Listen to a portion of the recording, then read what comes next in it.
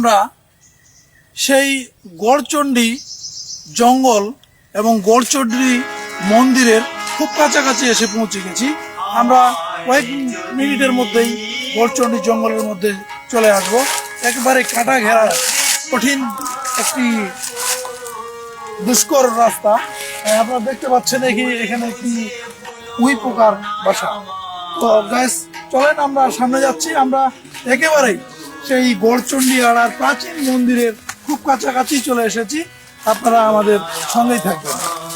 তো গাইস আসুন, আমরা একেবারেই পৌঁছে গেছি সেই গড়চণ্ডী আড়া, গড়চণ্ডী প্রাচীন সেই ভূতিয়া মন্দিরের কাছে। আপনারা জেনে হয়তো অবাক হবেন যে এই মন্দিরের বয়স প্রায় 500 বছর। তথা দিনাজপুর রাজবাড়িতে যখন দিনা রাজার রাজত্বকাল চলে তার কিছু আগে এই মন্দির প্রতিষ্ঠিত হয়।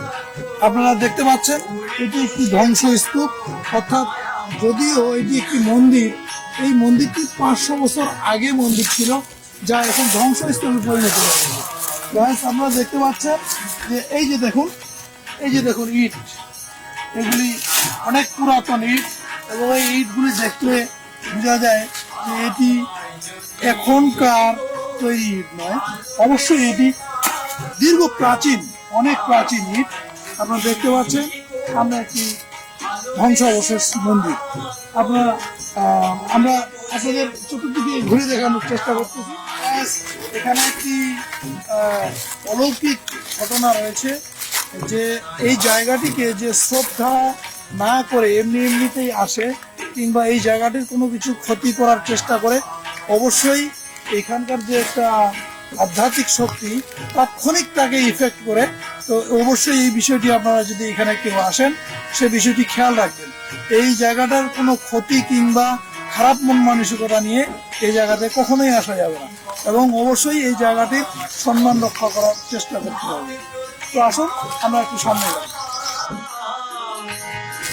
আমরা স্থানীয় বয়োজ্যেষ্ঠদের কাছ থেকে শুনেছি এই মন্দিরে কোনো এক সময় মানুষ এই মন্দিরের পাথর কিংবা কোনো কিছু চুরি করতে এসেছিল এবং অসংখ্য সাপ দিয়ে সেই দুষ্চক্রকারীদের নিধন করা হয়েছে এবং তারা পরবর্তীতে আর এই বনের মধ্যে আসার সাহসই করতে পারে।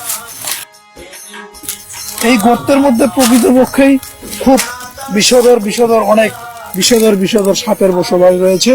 তবে আপনারা হঠাৎ করে কেউ আসে এই ধরনের গর্তের খুব কাছাকাছি আসবেন না।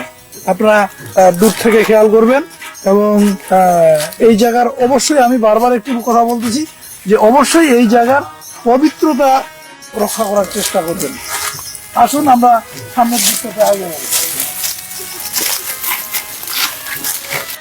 আমরা মন্দিরের দক্ষিণ প্রান্তে, অর্থাৎ দেখেই বোঝা যাচ্ছে যে এই জায়গাটিতে মন্দিরের সম্ভবত গেট ছিল। আর সেই গেটটির পাশেই আমরা এক ধরনের বিশেষ এক ধরনের গাছ দেখতে পাচ্ছি, যে গাছটির নাম আদৌ আমার অজানা। তো গাছ, এই গাছটি যদি আপনারা কখনো দেখে থাকেন তো অবশ্যই এই গাছটিকে চিনতে পারবেন। তাছাড়া এই গাছটি নাম না জানারই কথা, তবে আমাদের স্থানীয় ভাষায় এই গাছটিকে আমরা বন পাটার গাছ হিসেবে চিনে থাকি।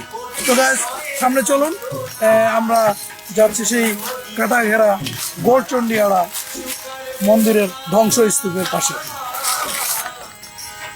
দেখতে পাচ্ছেন যে এখানে বেশ সুন্দর কিছু পুরাতন লতা বৃক্ষের সঙ্গে একেবারে বেষ্টিত হয়ে আছে। আমরা এরই মাঝে দেখতে পাচ্ছি আমাদের পাশেই দাঁড়িয়ে রয়েছে স্থানীয় কিছু লোকজন। আমরা চলুন তাদের সঙ্গে এই গড়চণ্ডী আড়া মন্দির সম্পর্কে কিছু জানার চেষ্টা করি। এখানে বড় একটি পাথর ছিল, যে পাথরটির ওজন 300 থেকে 500 কেজি, কিন্তু সেই পাথরটি বর্তমানে নেই। তারপরে এখানে এখনো পূজা করা হয়, আর বাস্তব প্রমাণ কিছু রয়েছে। এখানে কিছু শিবির দেখা যাচ্ছে এবং অনেক দর্শনার্থী এখনো এখানে এই জায়গার মধ্যে আসেন এবং এই জায়গা ভ্রমণ করেন। তো দাদা আসসালামু আলাইকুম। কেমন আছেন আপনি?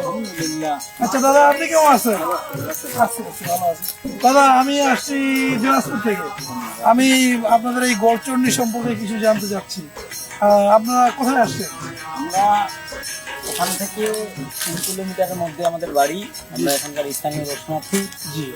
আসলে সত্যি কথা বলতে আমাদেরকে এই জঙ্গলের পরিবেশ খুব ভালো লাগে। এই জঙ্গলে আমরা প্রতিদিনে প্রায়ই আসি। জি। আর এই বিশেষ করে এই মন্দিরের আশপাশ এলাকায় আমরা আসি।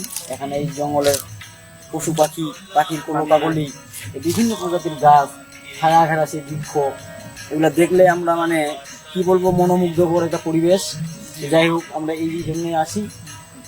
আর এই যে মন্দির, আমরা লোকমুখে জানতে পারি এই মন্দিরের বয়স অনেক পুরনো একটা ঐতিহ্যবাহী মন্দির। এই মন্দিরের সঙ্গে অসংখ্য হাজারো হাজারো ইতিহাস জড়িয়ে আছে। জি। জি। এখানে আদৌ পূজা হয়। এখানে আপনারা দেখতে পাচ্ছেন যে চারিদিকে মন্দিরের বিভিন্ন অংশ ছড়িয়ে ছিটিয়ে আছে, তারপরেও এখানে পূজা হয়। যে পূজার কিছু বাস্তব চিত্র আপনারা দেখতে পাচ্ছেন। এখানে আরো এরকম কোটি কোটি ইতিহাস, যেগুলো বলতে গেলে বলে শেষ করা যাবে না। আমরা লোকমুখে শুনতে পেরেছি এবং জানতে পেরেছি। আর আপনাদেরকেও ধন্যবাদ। এই আমাদের এই আঞ্চলিক এই জঙ্গলের যে একটা পরিবেশ, জঙ্গলের মধ্যে যে পুরনো একটা ঐতিহ্য আপনারা ক্যামেরাবন্দি করছেন, এবং আপনারা এই যে হাজারো দর্শককে এই মন্দিরের বিষয়টি অবগত করাচ্ছেন। এই জন্য আমরা এই এলাকাবাসীর পক্ষ থেকে জানাই আপনাদেরকে ধন্যবাদ এবং অনেক অনেক শুভেচ্ছা। গায়েস, এই মন্দিরটির একটি শাখা মন্দির রয়েছে, এবং আপনারা দেখলেন যে স্থানীয় কিছু দর্শনার্থী তারা বলল যে এই মন্দির সম্পর্কে অসংখ্য ইতিহাস লুকিয়ে রয়েছে। তো এর পরবর্তীতে একটি শাখা মন্দির সম্পর্কে আরো আমরা পরবর্তী ভিডিওতে তুলে ধরবো। সেই মন্দিরটির নাম হলো ধর্মপুর শিবকালী মন্দির, এবং জানা গেছে যে ওই শিবকালী মন্দিরটিও এই মন্দিরটির একটি শাখা মন্দির।